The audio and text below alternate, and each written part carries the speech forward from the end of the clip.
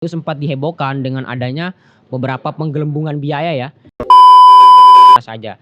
Nah, jadi permasalahan mahasiswa kami langsung dari wakil rektor mahasiswa langsung sendiri yang menjelaskan. Nah, kita DPM sendiri itu ada FLDMI. Nah, FLDMI itu mungkin dari Bung sendiri bagaimana sih kita melihat siklus pergerakan FLDMI? Kita lihat studi kasus kemarin KPK. Ya. Kita sempat rame sekitar seminggu ya. Setelah itu hilang. Aksi. Apa sih daya tawar FLDMI? Kalau secara pandangan politis memang ini adalah momentum bagi setiap kepala daerah yang ingin bertarung lagi. Ini juga adalah momentum bagi setiap wakil rakyat yang ingin bertarung lagi di 2024 ya.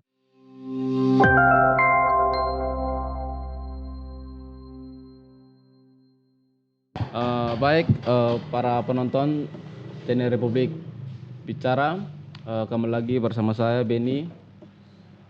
Di sini saya ditemani oleh Ketua Dewan Perwakilan Mahasiswa dari Universitas Muhammadiyah Yogyakarta. Apa kabar Bung Supriyati? Alhamdulillah baik. Jadi Bung di UMY ambil jurusan apa sebelumnya? Kalau di UMY ambil jurusan ilmu pemerintahan. Pemerintahan. Berarti SIP ya, Bung? Ya, sarjana ilmu pemerintahan. Ya. Kita bicara soal DPM di UMY ini saya penasaran ini. Artinya perkembangan selama dalam konteks kegiatannya. Dari peralihan kita sudah rencanakan offline berujung ke online itu bagaimana TUM sendiri untuk mengatasi terkait dengan perpindahan terkait dengan offline ke online ini? Oke, terkait dengan organisasi kemahasiswaan sendiri ya ataupun lembaga mahasiswa di UMY sendiri memang di masa pandemi cukup sedikit ada kekhawatiran dari setiap organisasi, baik itu BEM, DPM dan beberapa lembaga-lembaga yang lainnya.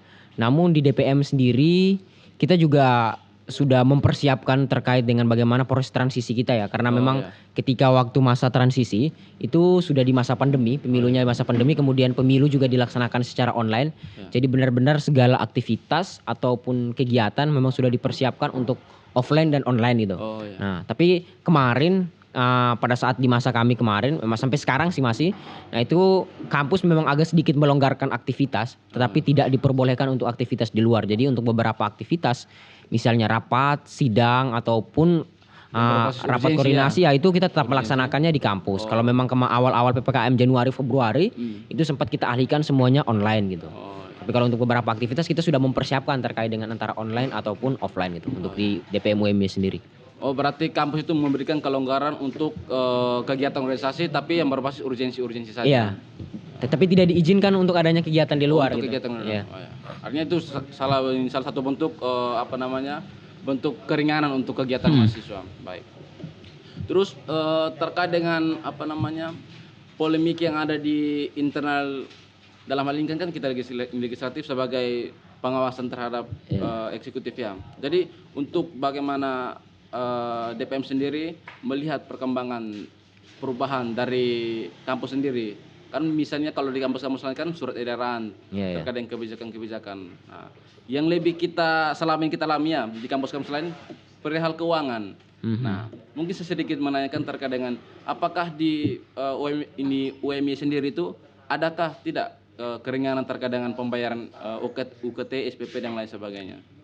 Oke, terkait dengan UKT, SPP dan yang lain sebagainya, ketika waktu awal naiknya periode kami ketika dilantik bulan 28 November, tepatnya 28 November 2020, setelah pas Desember Januari kan sudah mulai itu pembayaran registrasi untuk masuk ke semester genap. Nah, itu sempat dihebohkan dengan adanya beberapa penggelembungan biaya. Kemudian kenaikan biaya mulai dari SPP, kemudian untuk terkait dengan subsidi kota dan yang lain sebagainya. Nah, jadi alhamdulillah pada waktu itu kami juga langsung menyebarkan kuesioner. Karena di UMY dalam hal ini misalnya direktorat, ketika kita mau melakukan advokasi itu tidak bisa secara verbal. Jadi nggak bisa sekedar kita menyampaikan. Kita menyampaikan itu mungkin sekedar kita minta arahan itu ataupun minta pandangan. Tetapi kalau ketika kita mau melakukan advokasi itu harus by data semua. By data ya. Jadi waktu itu kita nyebar kuesioner dan alhamdulillah dapat respon yang cukup banyak ya, hampir sekitar 800 mahasiswa. 800 mahasiswa yang berikan responden dengan berbagai persoalan, dengan berbagai keinginan dan harapan mereka gitu.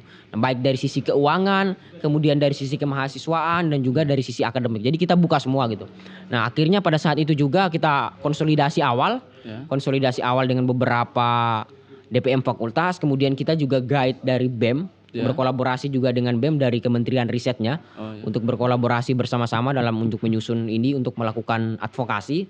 Dan dari kampus pun alhamdulillah ya respon positif terkait dengan hal itu. Yang waktu itu memang dipermasalahkan itu terkait dengan my class di UMY sendiri, my class. Kemudian juga dengan beberapa aktivitas perkuliahan yang memang sempat dipermasalahkan karena terkadang kurang efektif dan efisien terkait dengan kuliah online, kemudian terkait permasalahan dosennya, kemudian terkait dengan keuangan dan yang lain sebagainya. Jadi akhirnya pada waktu itu kami melakukan advokasi dengan menyerahkan beberapa hasil survei di lapangan, komentar-komentar, kemudian masukan dan kami minta rekomendasi. Dan pada waktu itu langsung kami minta untuk segera kita agendakan untuk adanya sebuah penjelasan langsung kepada mahasiswa terkait dengan kenapa kemarin adanya pemotongan sekian persen, kenapa hari ini agak menurun berapa persen. Jadi anggaran yang dialihkan itu kemana-kemana saja. Nah, jadi permasalahan mahasiswa kami langsung dari wakil rektor mahasiswa langsung sendiri yang menjelaskan. Waktu itu ada Prof. Hilman Latif sebagai wakil rektor kemahasiswaan, kemudian terkait dengan permasalahan dosen, akademik dan yang lain sebagainya langsung juga dijelaskan sama Pak Sukamta waktu itu. Kemudian terkait dengan keuangan ada Pak Suryo. Jadi pada waktu itu ya memang kami minta untuk kita selesai advokasi. Jadi kita beberapa segmen yang kita bagi. Pertama itu kita ngumpulin data, ngumpulin hasil survei, kemudian kita konsolidasi ke pihak universitas untuk meminta waktunya. Jadi kita bagi hari pertama ke akademik, hari kedua ke mahasiswaan, hari ketiga ke keuangan. Setelah itu baru kita tentukan langkah selanjutnya, tindak lanjut daripada advokasi itu. Jadi sampai itu akhirnya kita membuat kesepakatan bahwasanya kita akan mengadakan sebuah agenda yang namanya BEM DPM Menyapa. Nah, jadi BEM DPM Menyapa itu kita minta difasilitasi seluruhnya oleh kampus, kemudian narasumbernya juga oleh kampus semua. Jadi kita hadirkan Pak Rektor, hadirkan juga gitu. Jadi sekaligus untuk menyampaikan terkait dengan kejelasan kenapa anggaran ini beda dan yang lain sebagainya. Sehingga pada waktu itu akhirnya kita mendapat titik terang bahwasanya terkait dengan dana kesehatan dan yang lain sebagainya. Karena mau kita bicara terkait dengan bagaimana untuk pengabdian kepada masyarakat, UMY sendiri juga beberapa aktivitasnya misalnya baik itu di sekolah SMP-nya Muhammadiyah, SD Muhammadiyah, TK dan yang lain sebagainya. Kemudian penanganan COVID, UMY kan membentuk satgas sendiri ya, satgas namanya ICS. ICS sendiri di UMY, kemudian juga disiapin asramanya, dikasih full fasilitas dan yang lain sebagainya. Nah, di situ baru dijelasin anggarannya dialihkan ke sini, anggarannya ke sini gitu. Kemudian SPP kemarin berapa persen dan akhirnya ada subsidi kota Indosat gitu untuk kepada mahasiswa sendiri. Mahasiswa itu dari pihak kampus itu memberikan pemotongan terkait dengan ini SPP dan DPP. Juga disubsidi untuk kuota internet. Tapi ini gini Bung, artinya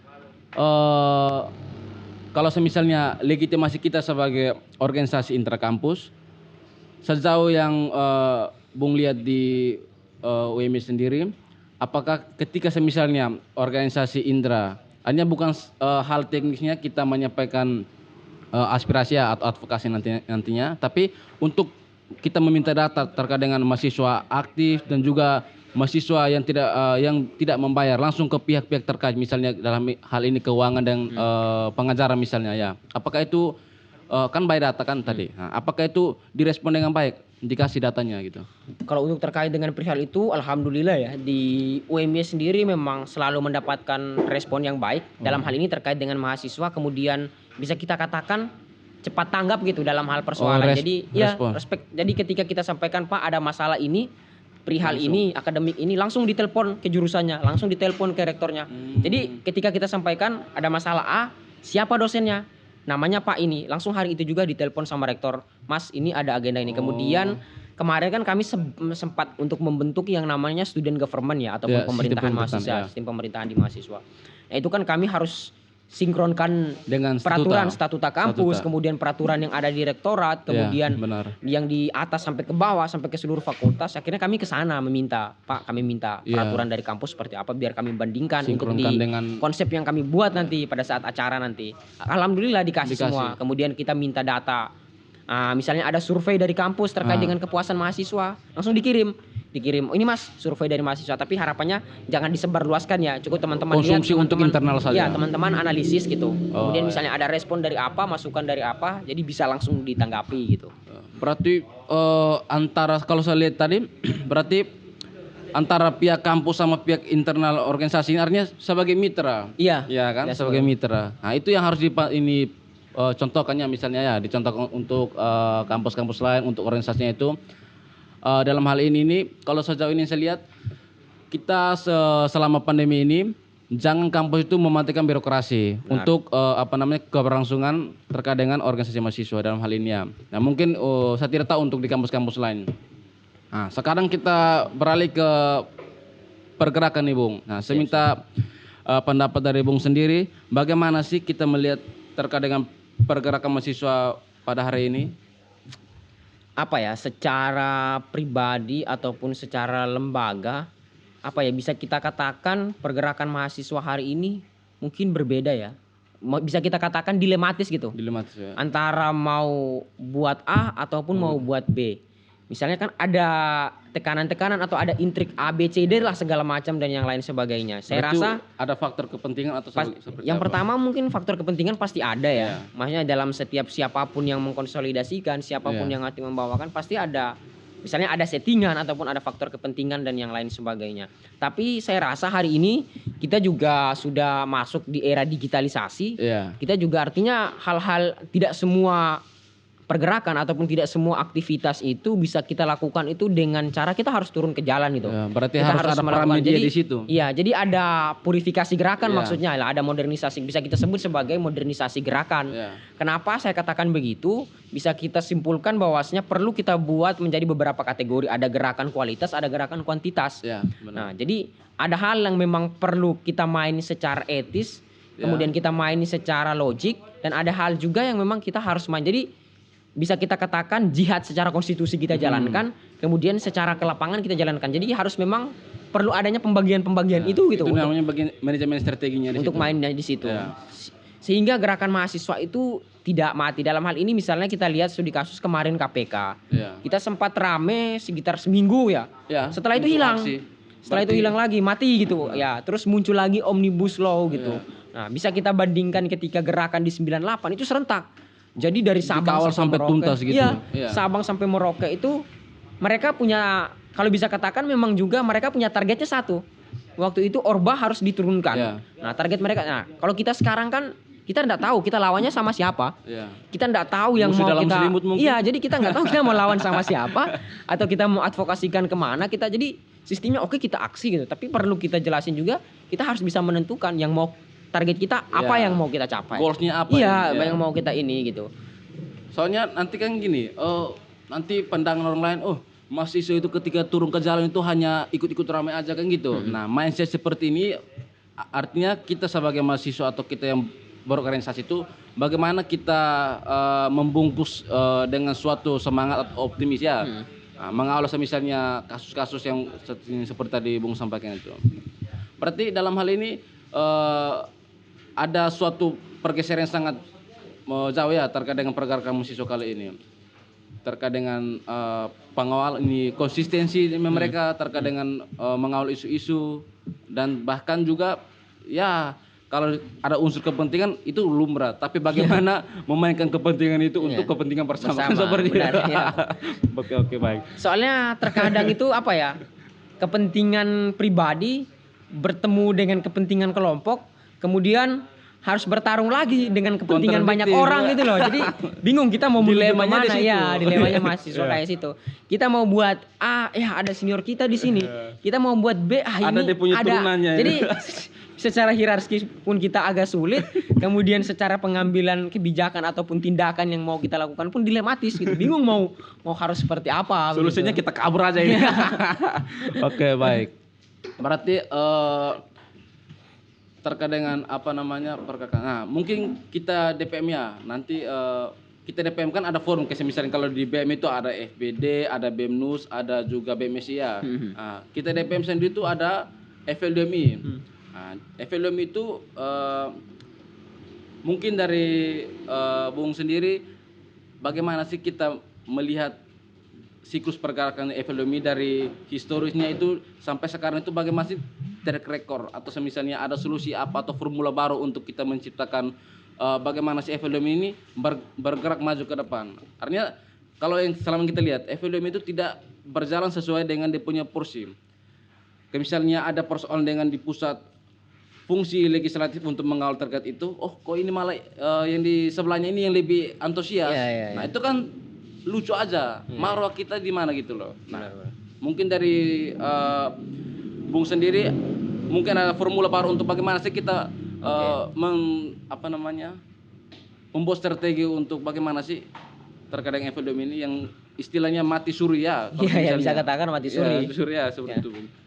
Secara pribadi saya melihat hari ini dan dari dulu ya saya menanyakan kepada demisioner sebelumnya yang sudah terlibat, bisa kita katakan itu semua kita bisa simpulkan seremonial ya. Saya bisa bandingkan juga dengan teman-teman BMSI meskipun di samping itu ada spekulasi ABCD dan yang lain sebagainya di BMSI, tetapi hari ini satu statement yang mereka keluarkan itu menjadi pertimbangan besar di pusat gitu. Iya, benar. Nah, kenapa sampai hari ini kita masih belum seperti itu, kita masih belum sampai ke sana begitu. Dan misalnya kasus-kasus kemarin, misalnya mulai dari KPK, kemudian mulai dari Omnibus Law, kemudian kemarin di UII, ya kita diistilahkan ya berdiam diri saja, berdiam diri saja. Jadi forum itu kita jadikan sebagai acara seremonial. Tapi saya rasa namanya juga sebagai forum legislasi ya, namanya juga kita sebagai pengemban amanah legislasi, sebagai pembuat kebijakan.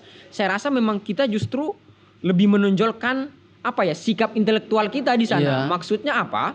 Karena kita sebagai pembuat kebijakan, eksekutif sebagai pelaksana kebijakan, saya rasa kita sudah memahami bagaimana untuk terkait dengan prosesnya, perjalanannya. Jadi memang perlu adanya sebuah, bisa kita katakan ya kita mau merubah dan lain sebagainya, tapi saya rasa kita harus punya otoritas untuk ke sana. Kita harus punya pengaruh besar untuk FL2MI untuk saya rasa kalau memang teman-teman DPM maksudnya di seluruh Indonesia ataupun DPM PTMI dan yang lain sebagainya juga bisa menyepakati semuanya, ya saya rasa kita memang perlu adanya perubahan gerakan. Maksudnya ketika itu kita bisa menentukan sikap kita selama 1 tahun perjalanan FL2MI itu target kita seperti apa, yang mau kita jalankan, harus ada desain ke depannya seperti apa, gerakan-gerakan ke depan kita tuh apa yang mau kita buat gitu ke depannya. Bukan hanya sekedar kita musyawarah wilayah, oke kita musyawarah wilayah, penentuan siapa ketuanya, sesuai administratif, rapat koordinasi siapa. Jadi kayak mau dibilang program kerja saja begitu bisa kita simpulkan ya. Nah, itu yang dari pertanyaan. Artinya kita berorganisasi di skala formula ini hanya kita melaksanakan program kerja saja ini atau terkait dengan track record apa. Nah, itu yang menjadi pertanyaan. Apa sih daya tawar FLDMI? Kan seperti itu. Iya benar-benar. Iya kan, apa sih? Untuk pemerintah sendiri artinya untuk mempertimbangkan untuk daerah region Jogja dan juga nasional. Benar-benar. Nah, itu jadi yang kita faktor itu dalam tanda kutip kita berdiam diri. Nah, makanya untuk misalnya DPM Region Jogja itu harus ada kesadaran kolektif. Benar. Ya kan seperti itu. Sama mungkin perlu juga ya. Saya rasa hari ini pengabdian yang sesungguhnya itu kan mengabdi kepada masyarakat ya, esensi dari seorang mahasiswa. Hari ini kita gak usah bawa sampai dulu-dulu yang jauh. Hari ini PPKM sendirilah. Saya rasa memang kita juga perlu ada sikap gitu ya terkait dengan hal ini. Tidak hanya organisasi pergerakan saja gitu yang memang untuk merespon, tidak hanya LBH saja, tidak hanya tentang SMI saja yang merespon terkait dengan hal itu, tidak hanya beberapa aktivis-aktivis sosial saja yang merespon hal itu. Tapi saya rasa kita FL2ME ataupun kita yang berada di regional Jogja, kita punya peran penting untuk di situ dalam hal ini. Apakah sampai diperpanjang level sampai beberapa level sampai level 5 atau yang lain sebagainya ini, apakah memang bagaimana dampak masyarakatnya gitu loh. Dalam hal ini misalnya pedagang-pedagang, kemudian tukang becak dan yang lain sebagainya di sepanjang jalan Malioboro. Saya rasa kita gak usah mulai hal yang besar, tapi kita mulai dari hal-hal yang terkecil terlebih dahulu lah. Seenggaknya kita bisa membantu menyuarakan apa yang memang pertanyaannya mereka punya banyak keresahan, tapi mereka tidak ada punya untuk banyak mewadahi itu. Mau tempat untuk kemana mereka mau mengadu gitu loh. Sementara kita bisa katakan wakil rakyat kita sendiri juga sempat untuk menutup diri terkait Ya. dengan hari itu. Tidak semua ya tapinya, tetapi Paling tidak sebagian ada besar lah. ya kita bisa simpulkan terkait dengan hal itu gitu.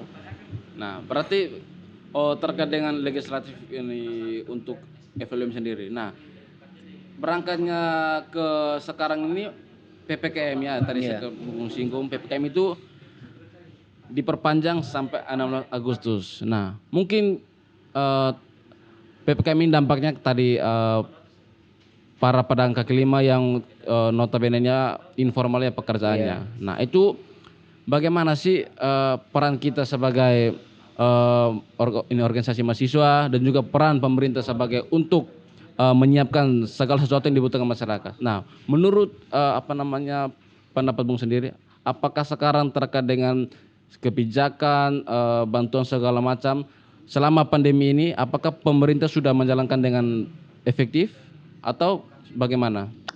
Oke ya, secara apa ya?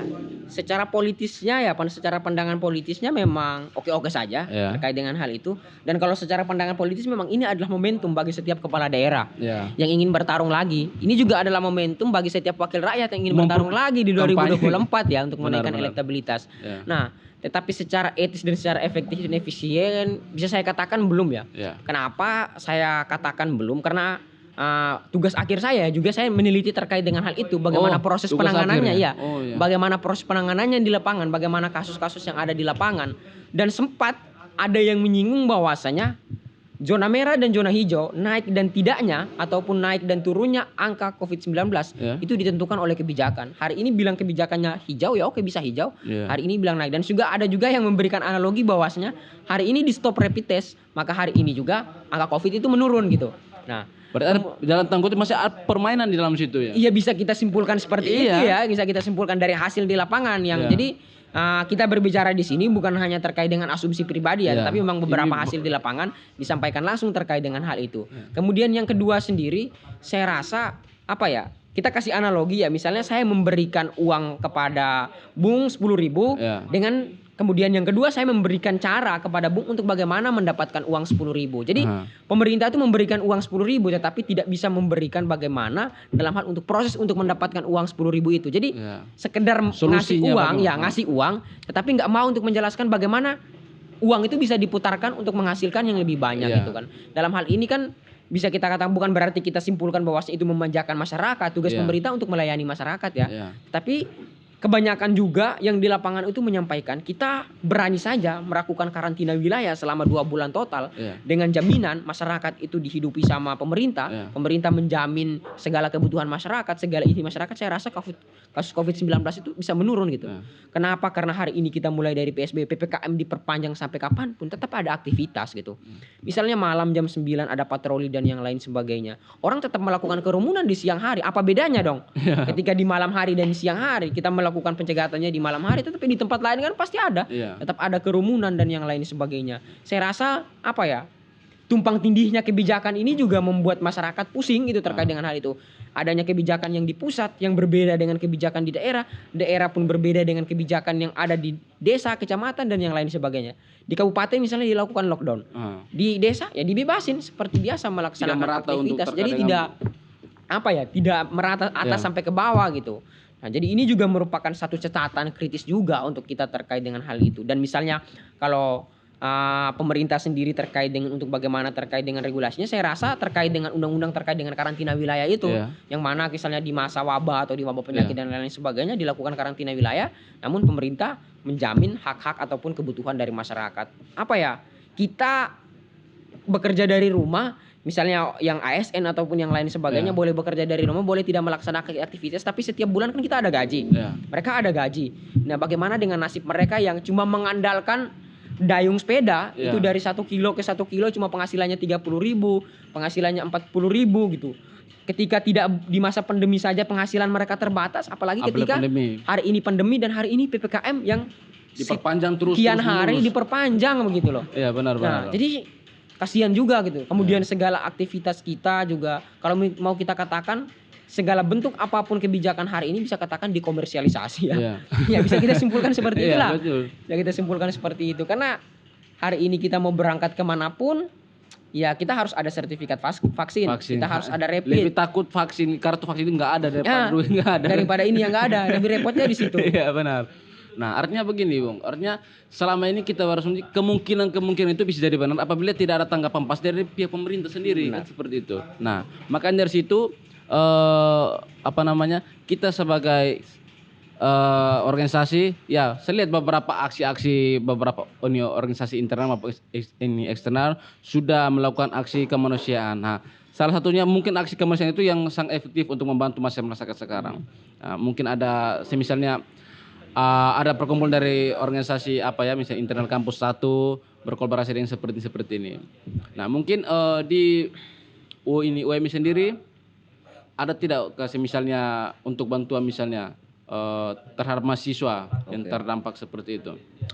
Terkait dengan UMY sendiri ya, bukan berarti saya dari UMY kemudian saya mengapresiasi sepenuhnya, tetapi saya sendiri sebagai dalam hal ini sebagai pemimpin di legislatif kampus UMY, kemudian saya juga sendiri sebagai korban. Saya sebagai korban ataupun orang yang terdampak COVID-19.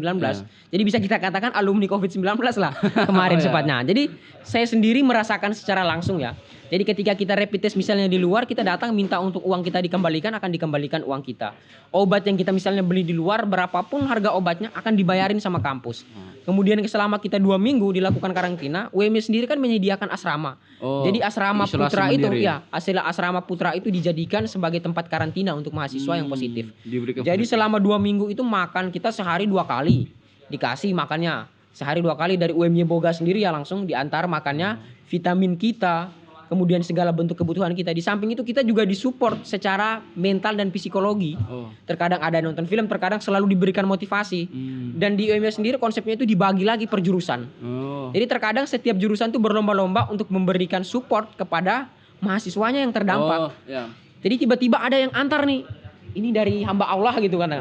Ini dari jurusan ini. Kadang-kadang ngantarnya minyak, ngantar misalnya logistik, ngantar susu, ngantar buah. Jadi gimana ya, kita rasanya itu kayak ketika ada, di samping itu kita sebagai terdampak COVID, di samping itu kehadiran apa ya, kita merasa bahwasanya kita selalu didukung dan selalu disupport. Dan pernah juga waktu sempat kami advokasi dulu, itu kan kami nanyakan kan, anggaran kita kemana. Dari pihak kampus menjawab, apa yang kalian bayar setiap tahun itu tidak juga harus kembali kepada kalian, tetapi juga itu membantu orang lain. Jadi secara tidak langsung amal jariah dari teman-teman, amal jariah dari mahasiswa itu berjalan terus. Jadi kan kebanyakan kan sekolah-sekolah baik SMP, TK ataupun yang Muhammadiyah ya, kayak UMY minta sumbangan, UMY selalu memberikan donasi.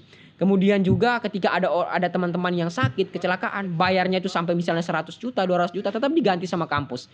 Intinya teman-teman mempunyai nota yang lengkap, mempunyai bukti yang lengkap, slip pembayaran yang lengkap, kampus siap selalu untuk menggantikan. Dan disiapin asramanya, kalau mau kita katakan ya asramanya udah kayak homestay gitu, ataupun kayak Ridors gitu, kita nginep-nginep di Ridors. Jadi sudah disiapin segala fasilitasnya gitu. Kemudian setelah itu kita diperiksa, ditanya setiap pagi gimana keadaannya, gimana ininya, ada keluhan tambahan, tambah lagi. Kemudian tidak hanya ketika COVID, ketika kita sakit biasa pun ya, jadi semuanya free gitu. Tapi ketika kita rawat nginap ataupun ketika kita itu kadang-kadang kan sistemnya reimburse ya. Kita pakai uang kita dulu, habis itu setelah itu kita minta gantikan ke kampus. Jadi kampus akan menggantikan uang gitu. Jadi selalu disupport ya. Tidak hanya di segi kesehatan tapi juga banyak aktivitas yang selalu disupport sama kampus. Misalnya dalam event apapun, dalam kegiatan apapun gitu ya. Ya, event-event keluar dan yang lain sebagainya selalu support. Mantap. Apa namanya tuh, Bung, terkait artinya itu totalitas kehadiran pihak kampus untuk keberlangsungan mahasiswa dalam hal apapun ya, ormawa kesehatan pun ditanggung, kegiatan disupport dan lain sebagainya. Nah mungkin lebih konsistennya kepada terkait dengan kita sekarang ini, tadi seperti katakan kita tuh dilema dalam apa namanya Bung, terkait dengan pergerakan. Nah terkait dengan substansi apa sih yang sekarang atau semisalnya peran kita. Nah, peran kita sebagai organisasi, legitimasi kita jelas. Nah, seperti tadi kata Bung bilang, kita siapkan formula A, B, C, D dan sebagainya macam. Nah, apakah sekarang untuk dalam kita ini masih konteks pergerakannya, Bung? Nah, apakah sekarang itu sudah berjalan dengan semestinya atau malah berbanding terbalik? setiap pergerakan kemahasiswaan ataupun setiap lembaga punya apa ya? Punya dinamika tersendiri-sendiri lah ya terkait dengan hal itu ya. Bisa ada juga yang kita katakan terbalik namun tidak terbalik, ada yang kita katakan tidak terbalik namun terbalik gitu ya. Tergantung bagaimana untuk kita memaknai setiap gerakan itu ya. Misalnya hari ini kita lihat juga beberapa gerakan-gerakan mahasiswa yang sempat mendapat apa ya tindakan represif, kemudian sempat mendapatkan ketidakadilan dan yang lain sebagainya. Kemudian ada juga yang disetting untuk bagaimana membranding sosok yang misalnya akan bertarung nanti, untuk membranding sosok yang sebagai satu gerakan sama dia, satu alumni sama dia, dan hal itu apa ya realistis aja, hal itu sering terjadi lah hari ini di dalam pergerakan gitu. Bagaimana kita memaknai hal tersebut gitu. Oke. Mungkin apa namanya Bung terkait dengan apa namanya tindakan represif tadi. Nah itu mungkin belakang ini kita melihat terkait dengan apa namanya Bung, pemecatan terkait dengan Presma UST dari pihak rektor. Nah mungkin dalam hal ini kita tidak terlalu konsisten terhadap dengan pelaksananya, tapi pandangan Bung sendiri terkait dengan tindakan tersebut itu bagaimana terkait dengan itu? Yang pertama ya, secara pribadi ketika mendapatkan pribadi dan lembaga ya, ketika mendapatkan informasi terkait dengan hal itu memang apa ya cukup bisa dikatakan cukup resah juga, kemudian cukup prihatin dan sangat apa ya, sangat kecewa gitu ya. Di Universitas Taman Siswa, Universitas Taman Siswa, kemudian juga hari ini kita bisa melihat sendiri yang namanya setiap orang kan berhak juga ya mengekspresi dan mengemukakan pendapat dan hal itu dijamin secara konstitusi gitu. Namun hari ini ketika apa ya idealisme seorang mahasiswa itu dibatasi, idealisme seorang mahasiswa itu dibungkam, lalu bagaimana lagi gerakan mahasiswa lagi gitu? Apa yang mau diperjuangkan mahasiswa? Hari ini negeri ini sudah berapa puluh tahun kita merdeka, namun kita belum sampai gitu loh cita-cita kemerdekaan kita. Kita belum sampai apa yang sudah diinginkan oleh pendiri-pendiri bangsa kita. Sebentar lagi kita akan proklamasikan kemerdekaan. Apakah hadiah dari proklamasi kemerdekaan kita itu yang kita hari ini adalah PPKM yang diperpanjang ataukah suara mahasiswa yang terus dibungkam gitu kan. Jadi apa ya cukup prihatin gitu ya. Saya rasa memang misalnya hal ini didengar sama teman-teman di UST ataupun dari pihak kampus UST ataupun yang berada di Jogja, saya rasa memang gerakan mahasiswa ya biarkan gerakan mahasiswa, biarkan mereka berproses. Yang namanya kita katakan kampus itu adalah laboratoriumnya peradaban ya. Mereka berhak untuk berproses gitu. Jadi ya kita tidak tahu ya proses ataupun cara ketika mereka melakukan advokasi yang salah atau seperti apa, ataukah dari pihak kampus yang tidak mau dikritisi atau yang lain sebagainya seperti apa gitu. Namun setidaknya mungkin ada komunikasi terlebih dahulu ya dengan cara lain, tapi tidak sampai untuk dengan membungkam seperti itu gitu. Dalam hal juga kan mereka juga sebagai representasi dari mahasiswa juga kan. Betul. Berapa puluh ribu harapan mahasiswa yang sempat mereka bawa gitu ya. Kan kita tidak tahu setiap orang yang sedang kuliah di kampus A, kampus B itu semuanya memiliki kesamaan dalam sisi ekonominya gitu kan. Benar. Pasti berbeda-berbeda gitu kan. Nah dalam hal ini mungkin mereka itu sebagai jembatan akan hal itu. Nah, tetapi harapan ini apa ya? Harapan secara pribadi dan lembaga hal ini jangan terjadilah di kampus-kampus yang lain.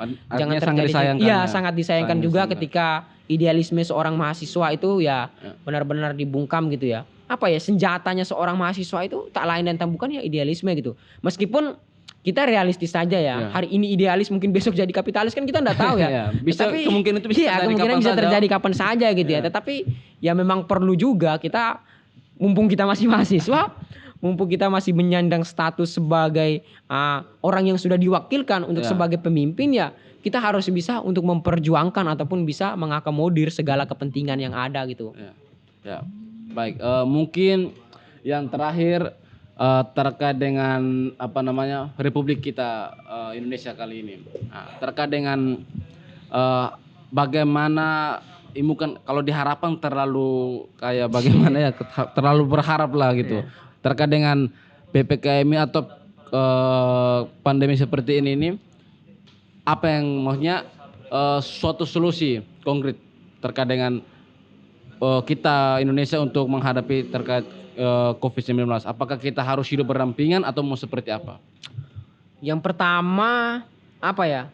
kita sudah menguras banyak sekali anggaran ya, Ya. ya untuk terkait dengan penanganan ini gitu. Kemudian juga ketika kita katakan bahwasanya yang pertama mungkin kita bisa membuat dua skema ya. Ya. Skema yang pertama kita melakukan lockdown secara total. Tapi dengan jaminan pemerintah memenuhi kebutuhan masyarakat, Ya. memenuhi kebutuhan masyarakat. Jadi kita fokuskan saja oke tahun pertama ini ataupun di bulan 1-2 bulan ini kita tidak fokus untuk kebijakan yang lain. Kita Artinya, fokus untuk kita fokus yang ini. untuk COVID-19, kita fokus untuk memberikan pelayanan kepada masyarakat, kita fokus untuk melayani segala bentuk kebutuhan masyarakat. Kita lockdown total secara 2 bulan. Kita lihat bagaimana hasilnya. Kemudian yang kedua, ya kita harus bisa melakukan apa ya? Kita harus hidup berdampingan dengan Ya. COVID-19 gitu. Kita harus hidup seiringan, kita harus bisa berjalan. Kita kasih contoh saja di Cina Di negara yang awal munculnya Yang muncul COVID-19 hari ini sudah bisa. baik-baik saja. Ya, Ya. secara di dunia kemarin pembukaan Euro ya Sudah bebas, orang nggak pakai masker, dan ya. yang lain Benar. sebagainya. Nah, mungkin kita katakan lah mereka beda lah, mereka Ya. negara maju dan yang lain sebagainya. Hari ini bukan kita berbicara soal negara maju ataupun negara berkembang gitu. Ya. Tetapi hari ini kita berbicara soal siasat dan strategi. Ya. Bagaimana pemerintah bisa melakukan ataupun pemerintah bisa membuat siasat yang dalam artian itu bisa win-win solution Ya, benar. antara masyarakat, antara yang menjalankan kebijakan, antara yang membuat kebijakan dan antara yang menerima pelayanan gitu kan. Semakin baiknya pelayanan, maka semakin tingginya kepercayaan masyarakat kepada pemerintah dan juga kepada wakil rakyat yang sudah mereka utus yang katanya sebagai wakil ataupun sebagai representasi dari mereka gitu. Oke, baik. Baik, terima kasih ya Pak Ketum DPM atas kadernya. Jadi untuk teman-teman channel YouTube Republik Bicara, mungkin tadi sekilas perbincangan saya sama Pak Ketua DPM. Nanti jangan lupa juga nanti channel YouTube di subscribe, like dan share. Dan apabila kalau semuanya suka banyak di komen sebanyak-banyaknya. Ya mungkin bisa saya akhiri. Sekian dan terima kasih.